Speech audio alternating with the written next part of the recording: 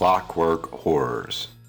Lost Ones. It was almost 8 hours since I checked on my professor. A genius among geniuses.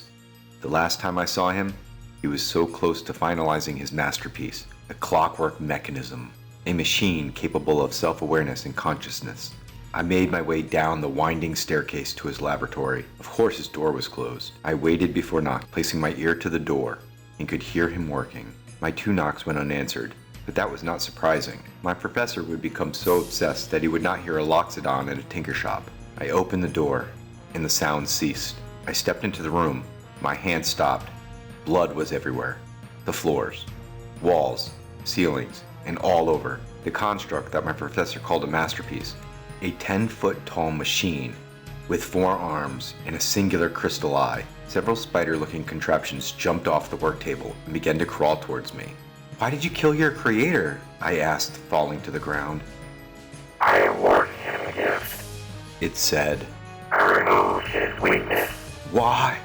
Why?" I cried as the mechanical spiders leapt towards me. Spelljammer.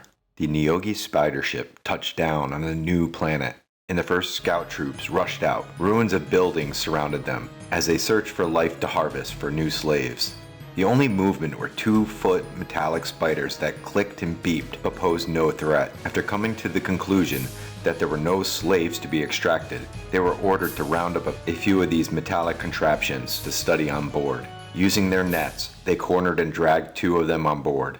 As they wrestled the constructs on board, a chorus of beeps and clicks echoed from the abandoned city. The ground shook with tremors of tens of thousands of spiders dashing towards them. The spider ship lifted from the ground, the Nyogi scouts swallowed by the wave of metallic spiders.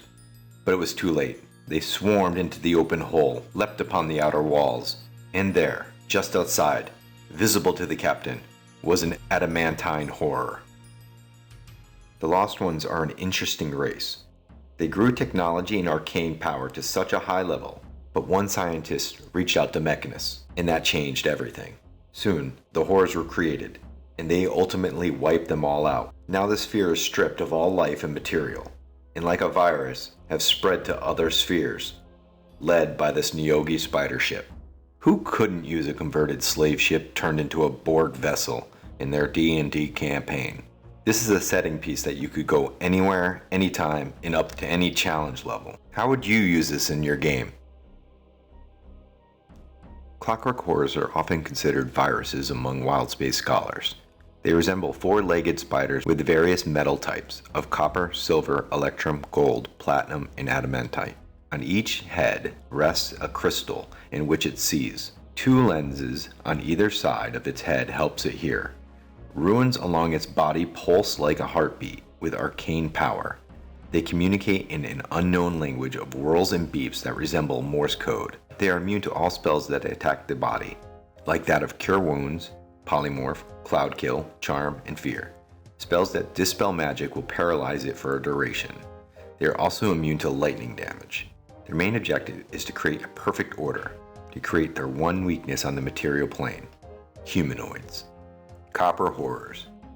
These are your workers and will attack in numbers, with only 1 melee attack and very minimal damage, 1d4. Surround your players and give the Copper Horrors advantage on their attacks. Silver Horrors. Silver Horrors are warriors and will patrol and be posted on guard. It has an appendage that acts like a hand or a sharp blade, which it can spin at a high rate, dealing 1d6 damage. It also possesses a hollow black tube that can shoot a barbed dart. For higher level parties, add poison, which can add a status effect with a constitution saving throw. Electrum Horrors. These horrors are the commanding officers, leading the Silver Horrors over large operations of Copper Horrors. They have higher damage of melee saw of 1d8, but they also possess a steam caster, blasting out a high pressure of steam up to 80 feet and dealing 2d4 damage per round. Gold Horrors.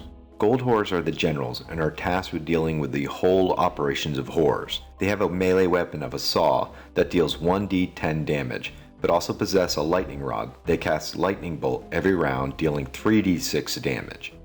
Platinum Horror. Overseeing the generals is a Platinum Horror. These direct the generals and there is only one per crystal sphere. They have the same attacks as the gold horror, but with slightly higher damage. 1d12 for the saw, 4d8 for the lightning bolt. Adamantite horror. The father of the horror race is the adamantite horror. They are seldom seen, but have a saw that does 1d20 damage, and a nightmare stick that casts disintegrate at a 50-foot range every round. The horror lurks in the shadows and moves horrors to fulfill their grand schemes. Adventures. Low level. Your party stumbles into a group of copper horrors. Keep throwing them at your party to make it a challenge, and then bring in a few silver horrors. Mid-level.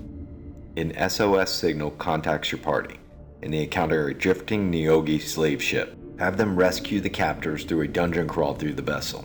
High level. Have your party tasked with heading down to the Lost One's planet to kill the adamantine horror that has built a weapon to destroy another sphere. There are so many avenues to explore with Clockwork Horrors. Floating hijack spider ship, an all-mechanical world that worships Primus, which is a great way to bring in all the funky things that mechanists can give you, including Modrons. They also give you an easy way to tailor an encounter to your party's capabilities. To me, these make interesting quick encounters that you can add more nuance to. What would you do with these monsters? If you like this video, please like and subscribe, and thank you.